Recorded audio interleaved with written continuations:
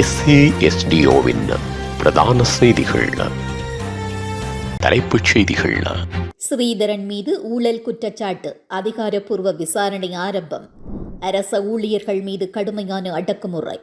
முன்னாள் எம்பிக்கள் மற்றும் அமைச்சர்களுக்கு எதிராக தீவிரமடையும் சட்ட நடவடிக்கை. யாழை அச்சத்திற்குள்ளாக்கியுள்ள போதைப்பொருள் மாஃபியாக்கள். சிதறி கிடக்கும் உடல்கள், அதிகரிக்கும் உயிரிழப்பு எண்ணிக்கை, பாதுகாப்பு கேள்விக்குறியா? தொடர்பன விரிவான செய்திகள். தாயகச் செய்திகள்.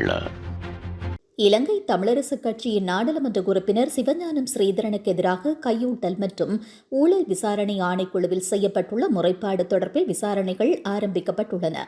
இதன் அடிப்படையில் நாடாளுமன்ற உறுப்பினர் ஸ்ரீதரனுக்கு எதிராக முறைப்பாட்டை முன்வைத்த சிவில் அமைப்பின் சஞ்சீவ மகவந்தாவிடம் நேற்றைய தினம் 6 மணித்தியாலங்களாக வாக்குமூலம் பதிவு செய்யப்பட்டுள்ளது.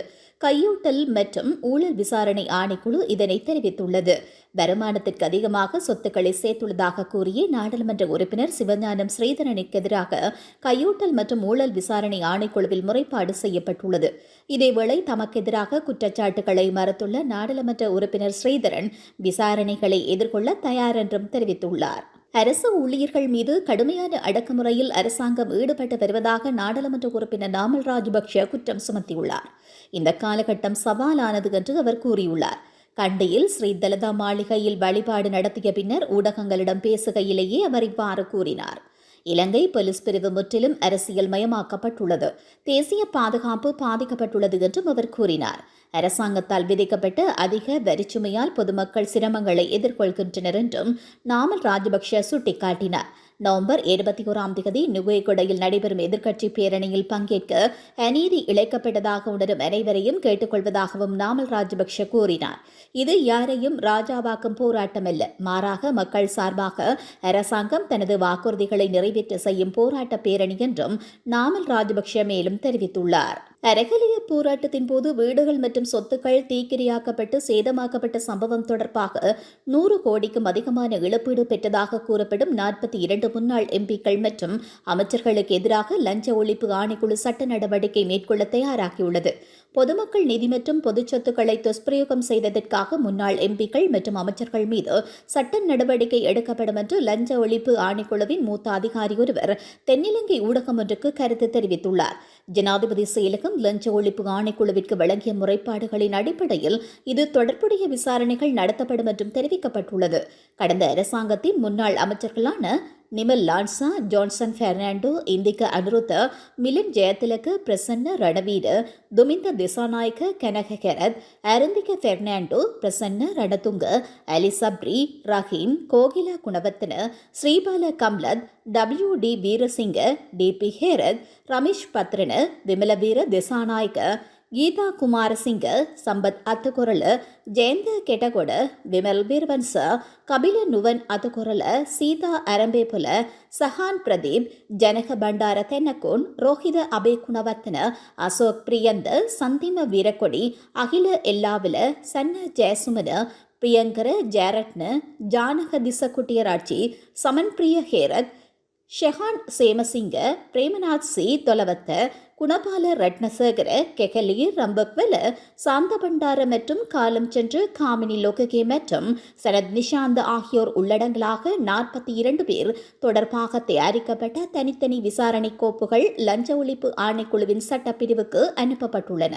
மேலும் இது தொடர்புடைய விசாரணை கோப்புகள் தொடர்பில் முறையான விசாரணை நடத்தப்பட்டு உண்மைகள் நீதிமன்றங்களுக்கு தெரிவிக்கப்பட்டு உரிய சட்ட நடவடிக்கைகள் மேற்கொள்ளப்படும் என்று லஞ்ச ஒழிப்பு ஆணைக்குழுவின் தகவல் அறியும் வட்டாரங்கள் தெரிவித்துள்ளன. யாழ்ப்பாணம் நகர் பகுதியில் நேற்றைய தினம் 25 கிராம் கேரளா கஞ்சா மற்றும் 20 போதை மாத்திரைகள் என்பவற்றுடன் 3 சந்தேக நபர்கள் கைது செய்யப்பட்டுள்ளனர். அவர்கள் மூவரும் வல்வெட்டித்துறை பகுதியை சேர்ந்தவர்கள் என்று விசாரணைகளில் தெரிய வந்துள்ளது. யாழ்ப்பாணம் மாவட்ட சிரேஷ்ட காவல்துறை அத்தியட்சகரின் கீழ் இயங்கும் காவல்துறை புலனாய்வு பிரிவினருக்கு கிடைத்த ரகசிய தகவலின் அடிப்படையில் யாழ்ப்பாணம் போதை தடுப்பு பிரிவினரால் இந்த கைது நடவடிக்கை முன்னெடுக்கப்பட்டுள்ளது. இந்த நிலையில் கைது செய்யப்பட்ட சந்தேக நபர்களிடம் விசாரணைகள் மேற்கொள்ளப்பட்ட பின்னர் அவர்களை நீதிமன்றத்தில் முற்படுத்துவதற்கான நடவடிக்கைகளை போலீசார் மேற்கொண்டு வருகின்றனர். உலகச் செய்திகள். காஷ்மீரில் உள்ள ஒரு போலீஸ் நிலையத்திற்குள் பறிமுதல் செய்யப்பட்ட வெடிப்பொருட்கள் குவியல் வெடித்ததில் உயிரிழந்தவர்களின் எண்ணிக்கை 9ஆக அதிகரித்துள்ளதுடன் 32 பேர் வரை காயமடைந்துள்ளனர். ஸ்ரீநகரில் தடவியல் நிபுணர்கள் மற்றும் போலீசார் அடங்கிய குழு வெடிப்பொருட்களை ஆய்வு செய்து கொண்டிருந்த பொழுது குண்டுவெடிப்பு நிகழ்ந்ததாக தெரிவிக்கப்பட்டுள்ளது. காயமடைந்த 32 பேரின் சிலரின் நிலைமை கவலைக்கிடமாக உள்ளதாக தெரிவிக்கப்பட்டுள்ளதுடன் இந்த சம்பவம் ஒரு விபத்து என்றும் தெரிவிக்கப்பட்டுள்ளது. மேலும் இந்த விபத்தில் உயிரிழந்தவர்கள் பெரும்பாலும் தடவியல் அதிகாரிகள் மற்றும் போலீசாராக இருக்கலாம் என்றும் கூறப்பட்டுள்ளது. இருப்பினும் உடல்கள் இன்னும் அடையாளம் காணப்படவில்லை எனவும் செய்திகள் வெளியாகியுள்ளன.